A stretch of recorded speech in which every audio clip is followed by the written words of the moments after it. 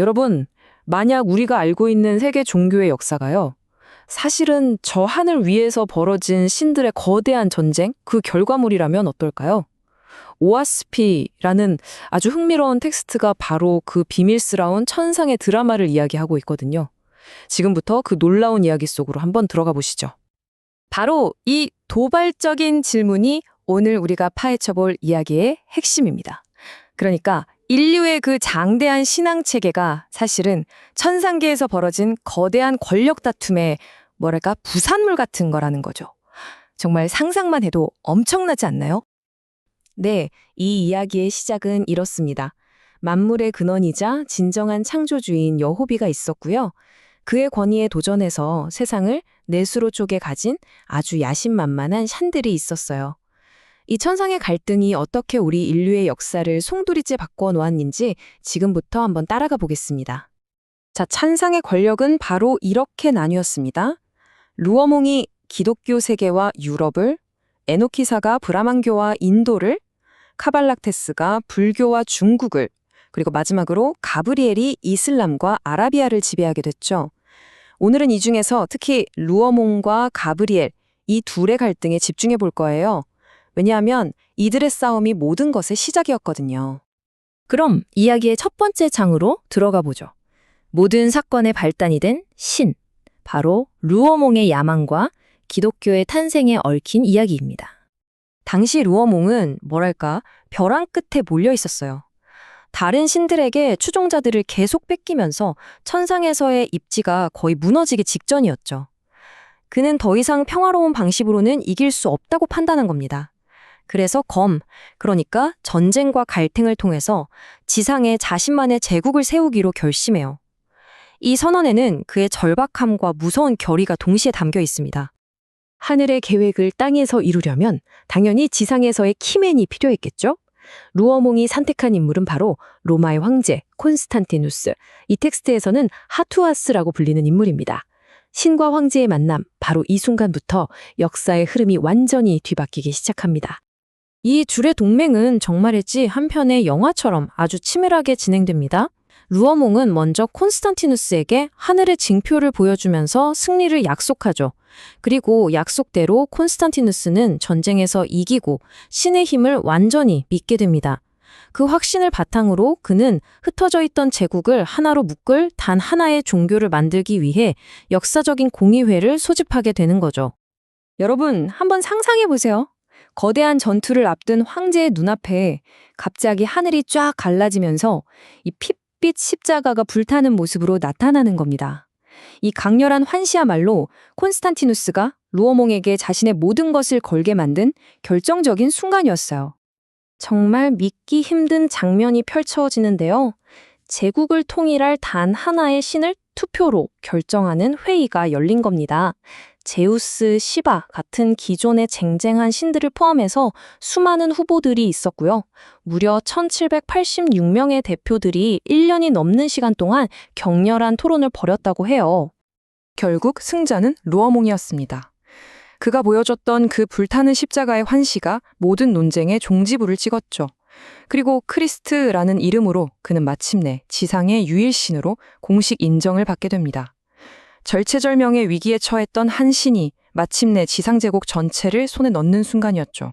하지만 여러분, 역사를 보면 알 수 있듯이 하나의 권력이 정점에 서는 순간, 바로 그 순간이 새로운 갈등의 씨앗이 뿌려지는 때이기도 하죠. 루어몽의 승리는 곧바로 또 다른 전쟁의 시작을 의미했습니다. 루어몽의 이 엄청난 승리, 사실 혼자 힘으로 이룬 게 아니었습니다. 그의 곁에는 최고의 조력자, 바로 천사 가브리엘이 있었거든요. 그는 루어몽을 위해 싸웠고 그 대가로 10억 신도를 거느린 거대한 왕국을 약속받았습니다. 하지만 600년이라는 세월이 흐른 뒤에도 약속은 지켜지지 않았고 돌아온 건 철저한 무시뿐이었습니다. 이 깊은 배신감이 새로운 전쟁의 불씨가 됩니다. 자, 배신당한 가브리엘이 가만히 있었을까요? 절대 아니죠. 그는 먼저 정당하게 자신의 몫을 요구했지만 돌아온 건 침묵뿐이었습니다. 결국 그는 스스로의 힘으로 맞서기로 결심해요. 루어몽의 왕국에 대항하는 자신만의 천상 왕국을 세우고 한 발 더 나아가 지상에 자신의 예언자를 보내서 루어몽의 제국을 뿌리부터 흔들어 놓을 계획을 세웁니다. 가브리엘의 복수. 이건 칼과 창으로 하는 전쟁이 아니었어요.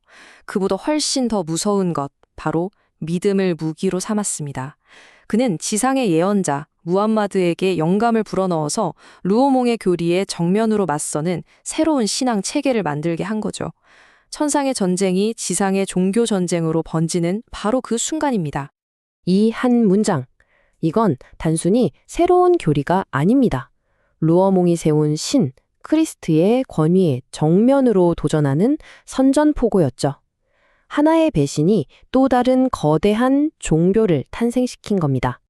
자, 이렇게 신들이 자기들 밥그릇 싸움 하느라 수천 년간 지상과 천상이 엉망이 되자 마침내 더 높은 존재가 등판합니다. 바로 창조주 여호비의 대리인이 이 거짓 신들을 심판하기 위해 내려온 거죠. 이제 거대한 우주적 재판이 시작됩니다. 이들에게 내려진 혐의는 정말이지 인류에 대한 배신 그 자체였습니다. 요약하자면 이래요. 자신의 영광을 위해 인간들을 전쟁터로 내몰았고 도서관을 불태워 지식을 파괴했으며 면죄부 같은 걸 팔아서 장사를 했고 무엇보다 인간 스스로 발전할 가능성을 철저히 억압했다는 겁니다. 우주적인 관점에서 볼 때 이들의 통치는 명백한 범죄 행위였던 거죠. 그러니까 결론은 이겁니다. 우리가 역사책에서 배우는 그 수많은 전쟁들이 사실은 저 하늘 위에서 벌어지는 신들의 체스 게임이었고 인간은 그저 졸에 불과했다는 거죠. 정말 소름 돋는 이야기 아닌가요? 자, 이렇게 암울한 심판이 끝나고 나서 이 이야기는 마침내 인류에게 한 줄기 빛, 바로 희망의 예언을 보여줍니다. 새로운 시대의 도래를 말이죠. 길고 길었던 전쟁과 억압의 시대가 끝나고 마침내 희망의 시대 코스몬이 예언됩니다. 이것은 인류가 거짓 신들의 어두운 그림자에서 벗어나 드디어 진짜 영적인 자유를 되찾는 새로운 시대의 이름입니다. 그리고 이 위대한 시작을 위해 예언은 아주 구체적인 땅을 지목합니다. 바로 낡은 신들의 전쟁으로 더럽혀지지 않은 새로운 대륙, 아메리카였죠. 이곳이 인류의 영적인 피난처이자 새로운 희망의 땅이 될 거라고 예언된 겁니다. 이 새로운 땅이 약속하는 가장 중요한 가치는 딱 하나, 바로 양심의 자유입니다. 이게 왜 그렇게 중요하냐면요. 수천 년 동안 인류를 지배해온 신이나 사제 같은 중간자 없이 모든 인간 개개인이 직접 창조주와 소통할 수 있는 권리를 의미하거든요. 이건 그야말로 혁명적인 선언이었습니다. 코스몬 시대의 원칙들을 보면 이게 왜 혁명적인지 더 확실히 알 수 있습니다. 더 이상 위에서 내려오는 구원자나 맹목적인 기도는 없어요. 인간은 직접 창조주와 소통하고 화려한 말이 아니라 선한 행동으로 스스로를 증명하게 될 겁니다.